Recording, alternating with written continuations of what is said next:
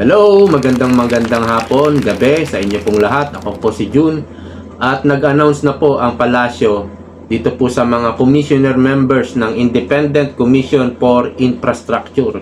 Ito po yung mag-iimbestiga sa napakalawak na korupsyon sa infrastructure, especially sa flood control. Independent daw ito. Tignan natin kung gaano ka-independent at sino-sino ba ang mga in-appoint dito para maging commissioner. Alright? Ipakilala natin, number 1, si Rogelio Singson. Okay, isa tong engineer, commissioner siya. Siya ay commissioner dito sa ICI. Dati siyang secretary ng DPWH sa ilalim ni Noynoy Aquino. Dating cabinet member ni Noynoy Aquino. Dilawan. Paano yan? Ang imbestigahan ay 10 years ago. Within 10 years ago. Kasama po yung Noynoy administration at Duterte administration hanggang sa kay Bongbong Marcos administration. Yan yung mga iimbestigahan. Sa totoo lang, napakadaming iimbestigahan nito. Kung 10 years ago, dapat siguro ito yung yung pandaraya pang uuto sa atin. Dapat doon lang sa 2023, 2024, 2025, doon muna mag-concentrate kasi doon nangyari ang napakalawak, parang bagyo po ang lawak ng bagyo na to. Napakalawak na korupsyon, laganap, talamak, katakot-takot na kurakot sa panahon ni Bongbong Marcos. Sa'yo lang nangyari yan, Mr. President. Ganun pa man, happy birthday. Pero sa'yo lang nangyari. Yung ganito, trilyon ang nasayang na pera na ibulsa. Kasi maraming ghost project Talagang binulsa lang yung pera Sa'yo lang nangyari. Tapos idadamay mo pa yung Duterte administration. Kung matatandaan natin, wala pong gaanong malalaking baha noong panahon ni Duterte. Pero mayroong malalaking bagyo.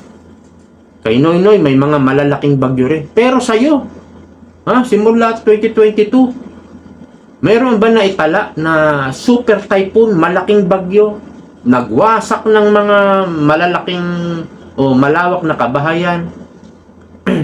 Parang wala naman. Wala naman masyado.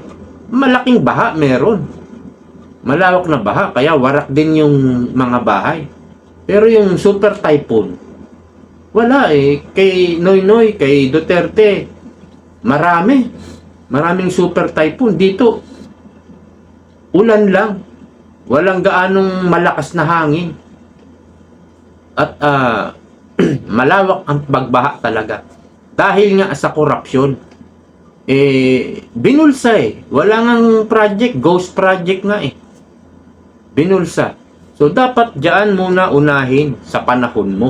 Ang problema, mandadamay ka pa Ililihis mo pa sa yung katawan mo para sila ang masisi ngayon. Baka ganun pa ang gawin nito ng happy birthday pa rin, ito raw ay si Rogelio Singson, isang member ng commissioner diyan sa ICI. Engineer po siya. Dating ang DPWH secretary under Noynoy Aquino administration. At ito daw ay UP graduate. Okay, alam naman pag UP graduate, nako po, sana hindi siya komunista.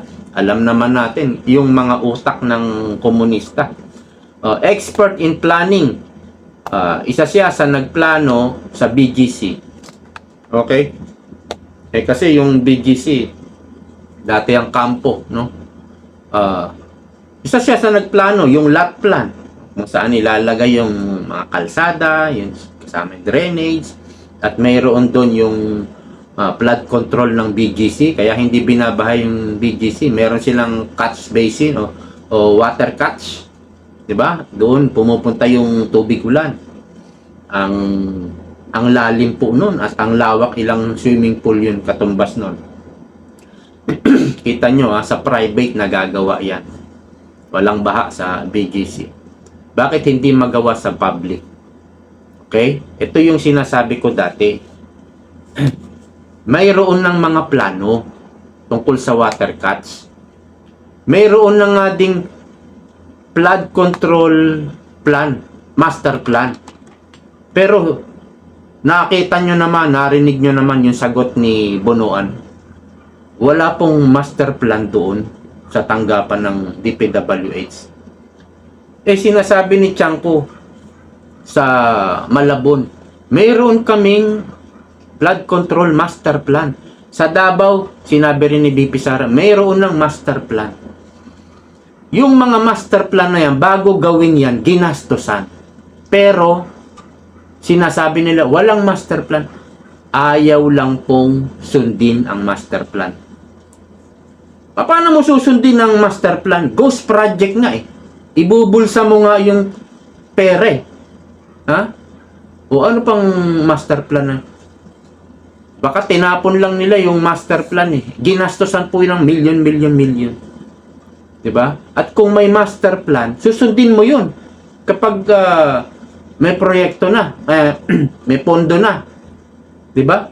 Kukupitan nga ng congressman eh. Kasama doon si Saldico at si Tambaluslos eh. Parte-parte na sila na 25% kada project. Umaabot pa ng 30%. Paano mo ngayon susundin yung master plan?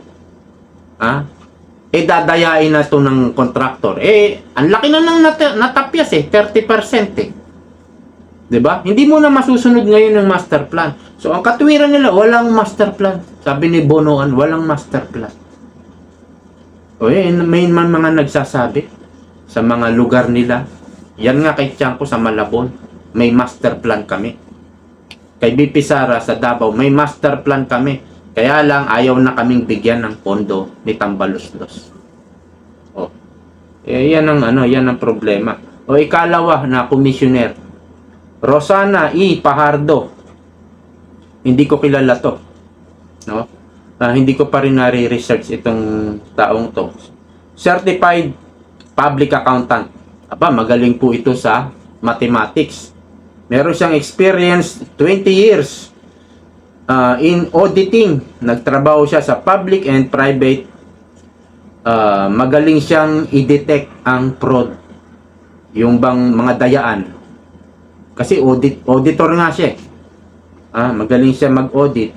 Alam niya kung dinaya yung project, o malalaman niya pag pinag-aralan niya, siniyasat niya na dinaya yung project.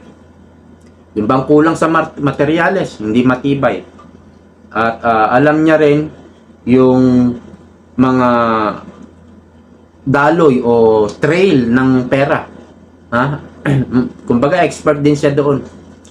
So malalaman niya kung may irregularities, may nakawan, may corruption. So kaya diyan siya nirekomenda siguro siya sa presidente. Magaling yan. Magaling maghanap ng corruption, irregularities, kasi nga auditor. At pangatlo, Mayor Benjamin Magalong.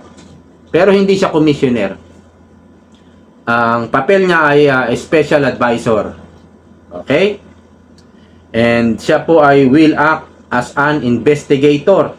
So siya ang mag-iimbestiga. Or mayroon siya siguro mga ilang iimbestigahan, at dahil siya ay advisor lang, no? Ang tanging papel niya lang, mag-a-advise lang siya. At sana i-consider yung advice niya. Pero kung hindi, mag-resign ka na. Benjamin Magalong. Tama, Benjamin Magalong. Parang lolokohin ka lang ng mga yan. So dito kay Rogelio Singson, shaky tayo dito. Hindi ko naman kilala yung Rosana, hindi ko pa siya na maaring mayroong mga political analysis magsabi kung sino siya, itong si Rosana. Ngayon, mayroon pang kulang. Dapat tatlo yan tatlong commissioner yan Mayroong pinaka-head, no? Sabi ni Claire Castro, the announcement of the chairperson, yun yung chairperson. So tatlo sila, tatlong commissioner, mayroong isang head, no, leader. So chairperson ang tawag doon. Of the commission will be made by the president. Wow! Special pa ang pag-announce. Ang presidente pa ang mag-a-announce ditong sa ikatlong commissioner at yun ang magiging chairperson. So, ang iimbestigahan po nitong ICI, ayan nga, infrastructure, yun lang po. Pero lahat na raw, hindi lang flood control. At lahat na raw, pati administrasyong Noynoy Aquino. At baka umabot ito, tumagal ito ng mga 6 months. O, ganyan. Pero malalaman naman natin kung saan papunta yung investigasyon. At buwan-buwan daw magre-report itong mga commissioner at ito ay walang timeline. O, iyan po yung problema kay Bongbong Marcos. Yung timeline, wala. Hindi siya nagbibigay ng timeline. Kapag si Pangulong Duterte, halimbawa nilindol, may dinayo siya. May pinuntahan siya lugar, nilindol eh. May sakuna. Okay, ganito na lang. Magpapadala ako ng 5 million kay Mayor. At itong mga papangako ko ito. Bibigyan ko kayo ng ayuda, pati cash assistance. Papangako ko yan. Tapos sasabihin ni Bongo, okay po, within 1 week, sabihin ni Bongo. Alam mo sasabihin ni Pangulong Duterte? Hindi. Masyado matagal yan. Nasa YouTube napapanood natin. Masyado matagal yan. 2 days. Ganon. Bibigyan mo ng timeline. 2 days. Kasi nangangailangan yung mga kababayan natin naapektuhan ng bagyo man, lindol o eruption ng bulkan. Kailangan na nila sasabihin ni Bongo 5 days, 1 week. Hindi. Sabihin ni Duterte 2 days. Okay. Okay naman agad si Bongo. Sabi ni Pangulong Duterte, wag na kayong matulog. Yung mga nagtatrabaho sa DSWD. Ibig sabihin, rush ito. 24 hours, trabahuhin nyo. Ganon ang leader. Ganon ang presidente. Ito si nako pa Ang tagal bago buuin yung independent body na sinasabi. Umabot yata ng 1 buwan, 3 linggo. Bago makakita ng mga tao, dilawan din pala ang uupo. Nako po. At surprise pa yung itong chairperson. Kung sino ba yung chairperson na yan. Ngayon, paano na po yung mga sinisiwalat ni dating ni Mayor Magalong at ni Tiangco? May sinisiwalat si Magalong na 777, tandaan niya yon. Tapos mayroon pang 30-30-30. 777, 30-30, mayroon pa yatang 10-10-10. Yung ayuda ni Martin Romualdez na pinirmahan mo, akap-akap, ganyan. Pinirmahan mo lalo na nung 2025. Ginamit sa eleksyon. Ang dami pong corruption dyan. Ang dami. Si Magalong na nga nagsasabi. Kapag sumama ka kay Tambaloslos sa mga sorti niya, meron ka 777. Meron ka 30-30-30. At kung malapit ka, kumbaga, bigay agad. Pag hindi ka masyadong malapit, pending. I-delay pa yung release ng pondo. Kapag malapit ka, ibig sabihin, member ka ng Quadcom, inaatake mo mga Duterte, malapit ka kay Tamba. Diba? Ganun yun. So, paano na yung ayuda? Ang daming corruption doon. Biruin mo, ilang natanggap ng mga congressman. Binigay ba nila lahat? Kahit piso, walang natira sa kanila. Baka 60% binulsa na nila. Hindi naman natin kahit anong compute mo dito kay Tambaloslos, pag namimigay siya, kahit anong compute mo 1 billion daw ipapamigay ngayong araw. Computein natin, 3,000 yung ang tawag doon, beneficiaries. Sinabi niya 3,000. Meron kayong 5,000 kada kada tao. 5,000 daw. O computein mo yun. Paano magiging 1 billion yun? Di ba? Siguro nasa congressman yung iba. Parte-parte na sila doon. Paano na yon, Mr. President? Infrastructure lang. At sabi ko nga, habang nakatutok tayo sa flood control, katutok tayo sa Diskaya, kay Vico Soto, sa mga Nipo Baby, nakatutok tayo dyan sa investigasyon ng Senado, Blue Ribbon, at ng Kongreso. Habang tayo'y tangang-tanga sa pag-aabang sa news, sa flood control, baka kumakana naman ng pagnanakaw itong palasyo sa iba. Yun nga sinasabi natin. Baka continuous ang smuggling. Dito po sa agriculture.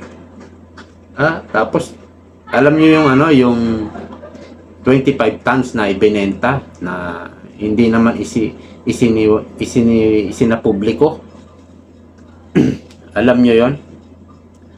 Doon po sa mga appointee ni Pangulong Duterte. Ang gagaling ng mga inappoint niya, ang tatalino. Yung iba mga kaklase niya, mga valedictorian, summa cum laude, graduate ng Harvard.